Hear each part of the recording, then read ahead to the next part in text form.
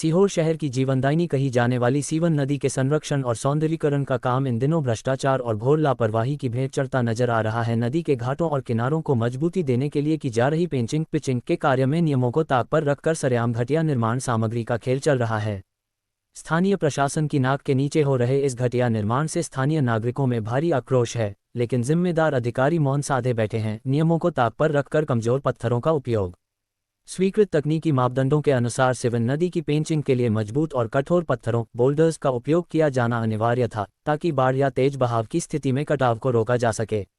इसके विपरीत ठेकेदार द्वारा अत्यधिक घटिया भुरभुरे और कमजोर पत्थरों का धड़ल्ले से इस्तेमाल किया जा रहा है। ये पत्थर पानी के हल्के दबाव और धूप के प्रभाव से ही टूटने लगे हैं। कंक्रीट और सीमेंट में भारी कटौती, बारीक च्यूरी से भरा जा रहा गैप। इतना ही नहीं, पेंचिंग को मजबूती देने के लिए इस्तेमाल होने वाला कंक्रीट मटेरियल भी बेहद निम्न स्तर का है। निर्माण में प्रयुक्त हो रहे मसाले में तय अनुपात से बहुत कम सीमेंट मिलाई जा रही है। मजबूत रेत के स्थान पर बारीक च्यूरी डस्ट का धड़ल्ले से उपयोग किया जा रहा है। इस सूखे और कमजोर मिश्रण के कारण पत्थरों की पकड़ बेहद कमजोर है, जो पहली ही तेज बारिश के बहाव में ढहने की कगार पर पहुंच जाएगी।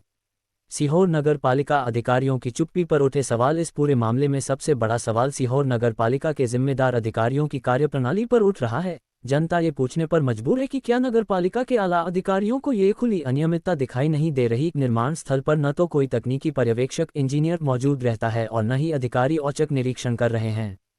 अधिकारियों की यह अनदेखी या तो उनकी घोर लापरवाही को दर्शाती है या फिर ठेकेदार के साथ किसी मौन सांठगांठ की ओर इशारा करती है। स्थानीय निवासियों ने मांग की है कि इस घटिया निर्माण कार्य की तुरंत उच्च स्तरीय जांच कराई जाए, काम को रुकवाकर गुणवत्तापूर्ण सामग्री का उपयोग सुनिश्चित किया जाए और दोषी अधिकारियों व ठेकेदार पर सख्त कार्रवाई की जाए। देखिए, उनको बहुत ब्लैकलिस्ट करने का भी नोटिस जारी हो चुका है। जो काम उन्होंने किया है वो हमारे जीपीएल के अनुसार काम नहीं किया है, तो उन पर बहुत बड़े जुर्माने की कार्रवाई हुई है और इसके बावजूद भी वो काम नहीं कर रहे हैं। मुझे ऐसा लगता है कि इनको ब्लैकलिस्ट करने का हम लोग नोटिस तो जारी कर दिए हैं।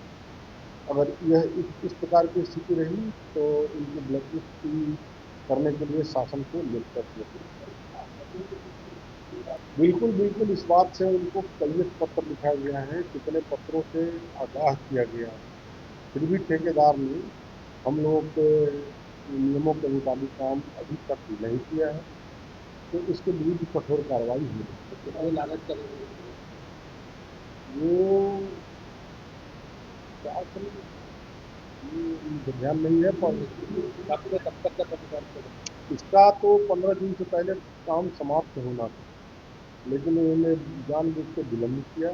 हम लोग जनवरी से उसके पीछे पड़े हुए हैं, जल्दी निपटाओ जल्दी निपटाओ, तो इसमें काम में कोई अभी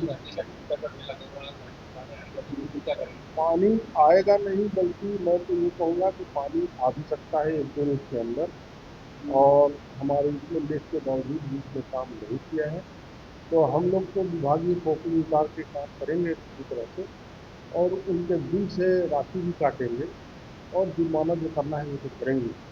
इसके साथ ही हम ब्लैक लिस्टिंग भी करेंगे।